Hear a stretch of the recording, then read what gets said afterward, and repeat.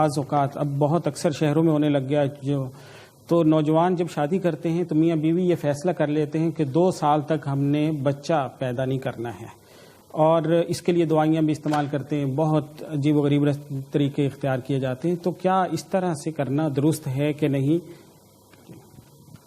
دیکھیں، مسئلہ اور قانون تو یہ ہے کہ وقتی طور پر حمل روکنا جائز ہے، بشرطے کہ اس میں کوئی فاسد نیت نہ ہو. فاسد نیت کا مطلب یہ ہے کہ یہ نیت نہیں ہو کہ ہم بچہ پیدا ہوگا تو خرچہ کہاں سے اٹھائیں گے، یا بچے کو عار سمجھا جائے. تو یہ اگر نیت نہیں ہے تو 2 سال یا 4 سال کے لیے بھی حمل روک سکتے ہیں. تو سکنے کی حد تک تو ٹھیک ہے. رہا یہ کہ یہ کام کرنا چاہیے یا نہیں کرنا چاہیے، تو جہاں تک چاہیے والی بات ہے تو شریعت نے بہت زیادہ ترغیب دی ہے کہ نسل نہ روکی جائے. اور نکاح جو مشروع قرار دیا ہے، یعنی نکاح کی جو شریعت میں ترغیب ہے، اس کی بنیادی وجہ وہ نسل پیدا کرنا ہے. نکاح کی تبھی حضرت عمر رضی اللہ تعالیٰ عنہ کا قول ہے کہ کالی سیاہ عورت جو بچے جننے والی ہو وہ اللہ کو زیادہ محبوب ہے، یعنی اس سے نکاح کرنا اللہ کو زیادہ محبوب ہے اس خوبصورت عورت سے جو بچے نہ جنتی ہو. حالانکہ دیکھیں، خوبصورت عورت سے نکاح میں عفت اور پاکدامنی والی مصلحت زیادہ حاصل ہوتی ہے. جس کا خوبصورت عورت سے نکاح ہوگا تو زنا کی طرف اس کے قدم کم جائیں گے. بدصورت عورت سے نکاح میں خطرہ کیا ہے کہ اس کو تشفی نہ ہو، سحری نہ ہو، اور زنا کی طرف قدم جا سکتے ہیں. تو وہ مصلحت اس میں ہے. لیکن نکاح کی جو بنیادی مقصد ہے نا، وہ عفت اور پاکدامنی نہیں ہے. یہ چیز سمجھنے کی ہے. نکاح مرد اور عورت کو جو اللہ نے بنایا ہے، وہ بنیادی جو مقصد ہے نا اس کا، وہ نسل بڑھانے کے لیے بنایا ہے. اس پر بعض لوگ اشکال کرتے ہیں کہ قرآن مجید میں آتا ہے هو الذی جعل لکم من انفسکم ازواجا لتسکنوا الیہا، اللہ نے تمہارے لیے بیویاں پیدا کی ہیں تاکہ تم ان کی طرف سکون حاصل کرو. تو یہ یاد رکھیں کہ یہ لام جو ہے نا عاقبت کا ہے، یعنی جس کا ایک نتیجہ نکلتا ہے کہ تمہیں سکون بھی ملتا ہے. اور اگر اسلام کو علت کا قرار دیا جائے تو یہ ثانوی درجے میں علت ہے، دوسرے درجے میں علت ہے. بنیادی جو نکاح کی وہ ہے نا مشروعیت، وہ نسل پیدا کرنے کے لیے. اور اس پر بہت ساری احادیث ہیں.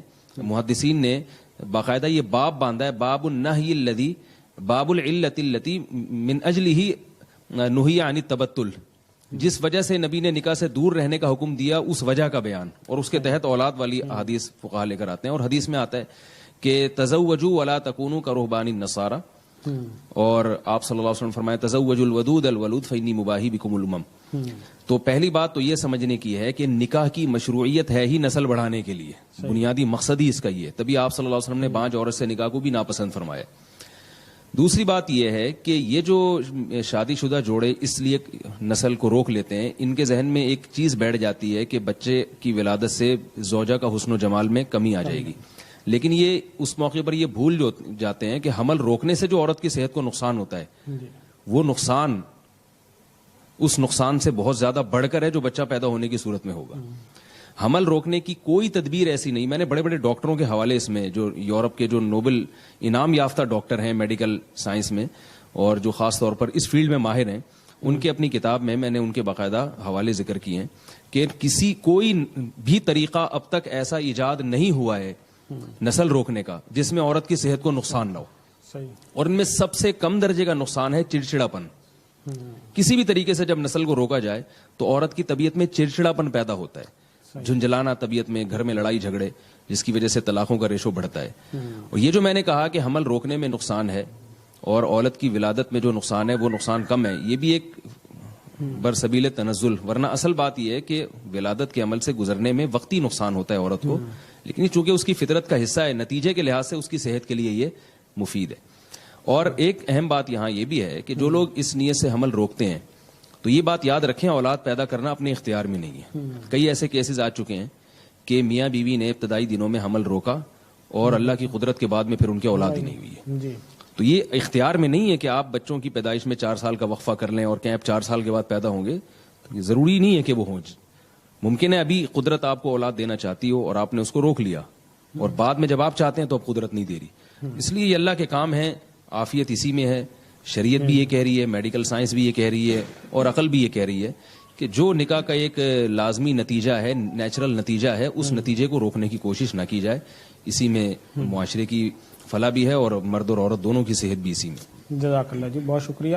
اگلا سوال کامران خان آفریدی کا آپ سے ہی ہے کہ ایک اور بات میں معذرت اس میں کہنا چاہوں گا کہ دیکھیں، اولاد جتنی جلدی ہوگی نا وہ آپ کا سہارا اتنی ہی جلدی بنے گی. ایک بہت بڑی حقیقت ہے جس سے لوگ غافل ہوتے ہیں. میں ایسے لوگوں کو جانتا ہوں جو یہ کہتے ہیں کہ ہمارے یہاں دیر سے اولاد ہوئی اس کا نقصان ہی. ایک صاحب میرے پاس آئے کہنے مجھے ہارٹ اٹیک ہوا ہے اور میرے کوئی بچہ نہیں ہے جو مجھے میری خدمت کرنے والا ہو. کہہ رہے ہیں وہ چھوٹا بچہ ہے جس کو میں پال رہا ہوں. میرا جو بیٹا ہے, خاص طور پہ بیٹا تو ہر ایک کو چاہیے ہوتا ہے خدمت کے لیے, یعنی جو ہسپتال لے جانے کے لیے, اور یہ کام تو بیٹیاں نہیں کر سکتی اس طریقے, بیٹیاں الگ قسم کی خدمت کرتی ہیں. تو اب یہ بھی تو نہیں پتا ہوتا کہ پہلے نمبر پہ بیٹا پیدا ہوگا. آپ کو اگر بیٹے کی خواہش ہے تو ہو سکتا ہے شروع میں 4-6 بیٹیاں پیدا ہو جائیں, اور بیٹا آپ کو ایسے وقت میں جا کے مل رہا ہے جب آپ بوڑھے ہو چکے ہیں. جب آپ اس قابل تھے کہ بیٹا آپ کو پالتا, اس بڑھاپے میں آپ بیٹے کو پال رہے ہیں. تو یہ حماقتوں در حماقتوں کا ایک مجموعہ ہے جو میڈیا نے ہمارے سامنے جو ہے نا ایک بری چیز کو ایک مزین کر کے پیش کر دیا ہے, جس میں ہم اپنا نقصان کر رہے ہیں. بہت شکریہ جی.